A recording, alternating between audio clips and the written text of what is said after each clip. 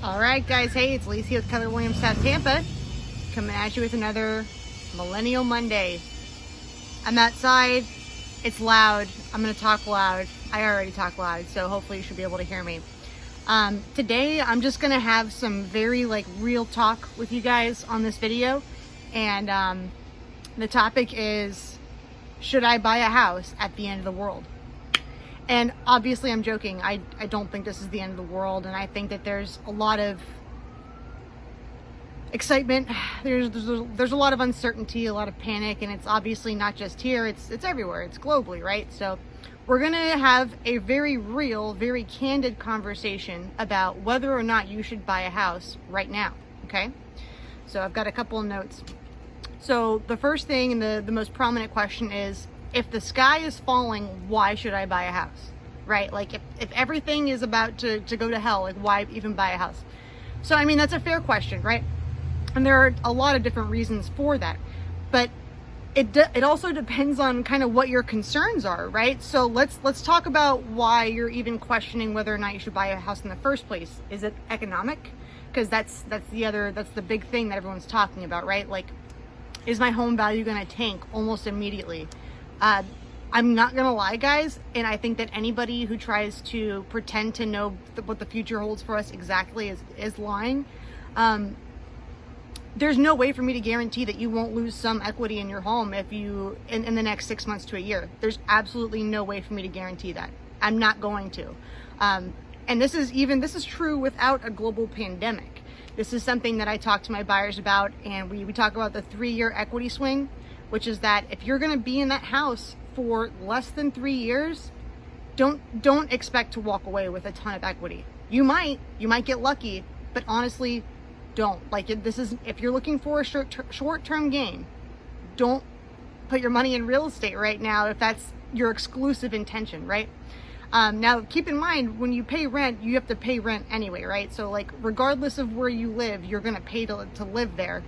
And that's just kind of like a fact of life, right? So will my home value tank? I can't guarantee you that. There's literally no way I can say that to you. This is my home. I own this home. Am I personally concerned for my home's value? Not really. I do feel that our markets are a little more insulated here in the Central Florida area, but that's an opinion, okay? So, are we going to have another housing crisis? All right, so to answer that question, I'll answer another question, which is, are we going to have a recession? Again, not an economist, can't predict the future. However, we are probably headed in that direction. I'm not going to sugarcoat that. I don't really know the answer as far as are we going to have a recession? Don't know that. A housing crisis? Unlikely. Just because we're in a recession, or just because there's a recession going on, does not automatically mean that there's a housing crisis. Okay, so back in 2009, obviously we're all familiar with the housing crisis. Ooh.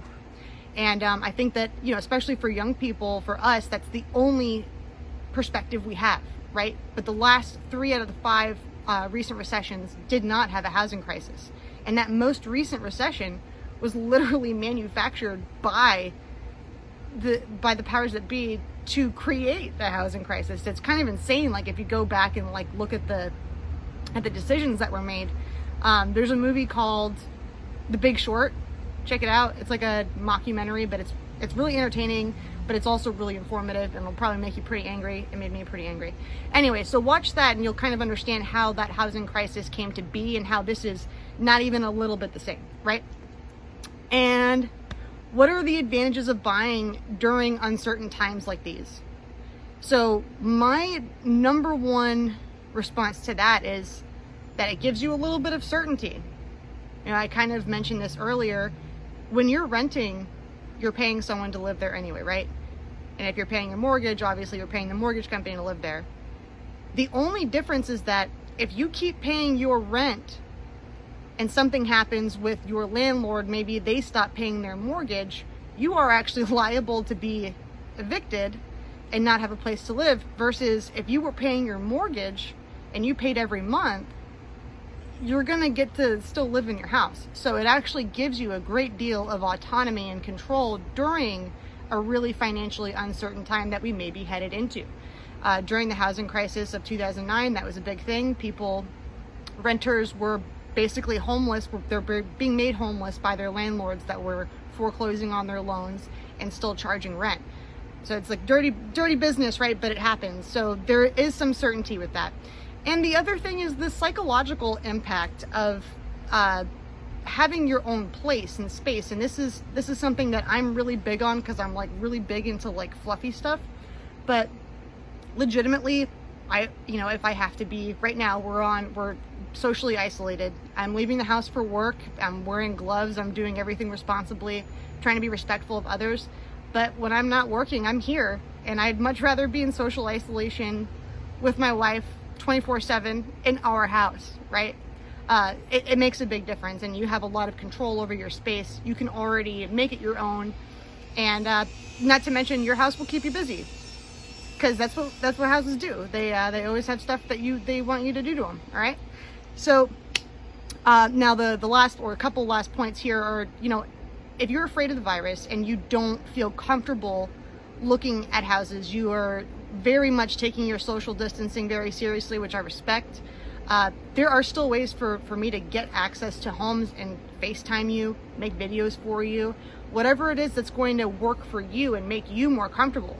As we speak, I'm actually working with an immune compromised buyer/seller right now, and we wore gloves to our final walkthrough, and we're keeping a respectful, safe distance, right? So there's no way, I'm not a doctor, I cannot guarantee you like you'll never be exposed to germs. I'm just saying I can do whatever I need to, and whatever is within my wheelhouse to make you feel more comfortable if you are still interested in pursuing buying a home.